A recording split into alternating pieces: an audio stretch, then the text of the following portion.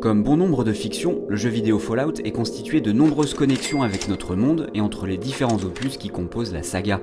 Plus que du fanservice, ces ponts qui relient parfois les épisodes renforcent la cohérence du cadre de jeu en l'inscrivant dans une temporalité universelle.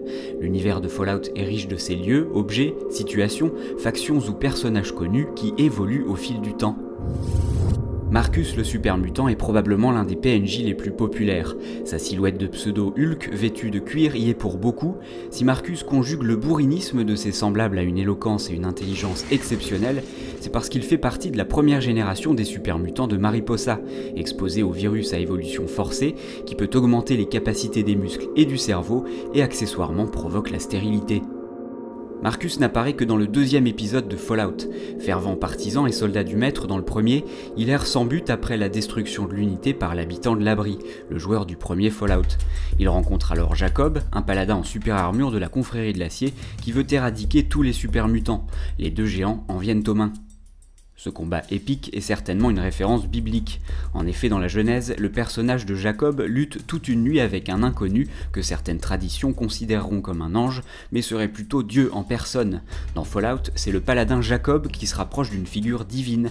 On ne le voit dans aucun jeu, et son vieil ami Marcus semble lui vouer une certaine forme de dévotion.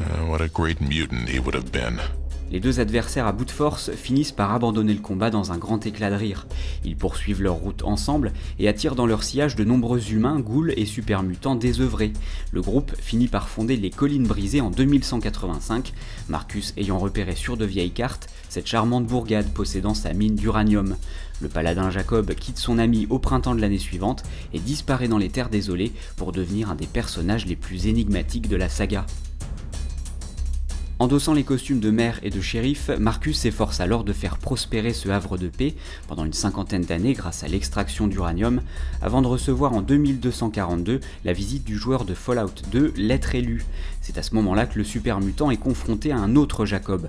Le chimiste et marchand de la ville va en effet semer les graines de la discorde en conspirant contre les mutants et les ghouls. En choisissant de déjouer le complot pour aider Marcus, le joueur gagne le droit de le recruter. Armé de son célèbre minigun, le compagnon Marcus se révèle être une redoutable brute. Une brute certes, mais une brute raffinée grâce à la voix et à la diction de Michael Dorn, en VO, connu pour incarner le personnage du Klingon Worf dans la série Star Trek. Sir, I protest, I am not a merry man. Marcus est érudit, nous l'avons vu, mais ce qui le rend vraiment exceptionnel pour un super mutant, c'est son karma profondément bon. Ce sera le cas d'autres super mutants de la saga, comme Fawkes de Fallout 3, mais Marcus suit un cheminement personnel plus complexe.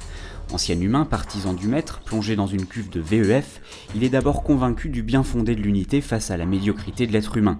Son chemin de croix jusqu'aux Collines Brisées après la défaite, puis ses longues conversations avec Jacob de la confrérie de l'acier vont le rendre plus modéré et plus tolérant, à tel point qu'il finira par consacrer sa vie aux plus démunis, qu'ils soient super mutants, ghouls, humains ou nocturnes, comme nous le verrons plus tard.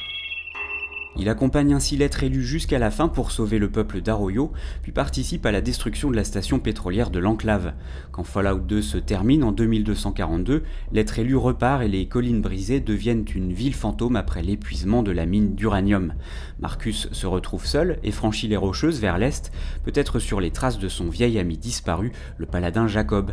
Il atteint finalement le désert du Morave. Et c'est d'abord à Black Mountain, une installation satellite d'avant-guerre, qu'il s'installe avec d'autres super mutants en 2277. Mais les choses ne se passent pas comme Marcus l'espérait, car des dissensions apparaissent rapidement au sein du groupe. La super mutante Tabitha, une ancienne gradée de l'unité devenue nocturne, c'est-à-dire schizophrène, à cause de l'abus de Stealth Boy, monte les mutants de seconde génération moins intelligents contre leur leader et ses semblables de première génération, lesquels finissent par quitter Black Mountain, guidés par Marcus jusqu'au mont Charleston, une ancienne station de ski où ils s'établissent en 2281. Il baptise la ville Jacobstown en mémoire de son vieil ami de la confrérie de l'acier, avec l'intention d'en faire une plateforme de commerce et un exemple de coopération humain-mutant. C'est là qu'il va mener avec le Dr Henry, ancien scientifique de l'enclave rescapé de Fallout 2, des recherches pour tenter de soigner les nocturnes à peau bleue qui, comme Tabitha, souffrent de schizophrénie.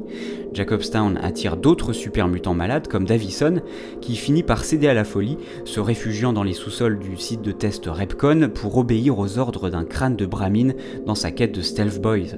C'est à peu près à ce moment-là que le courrier, le joueur de Fallout New Vegas, arrive à Jacobstown et fait la rencontre de Marcus, qu'il pourra notamment aider contre une troupe de mercenaires menaçants.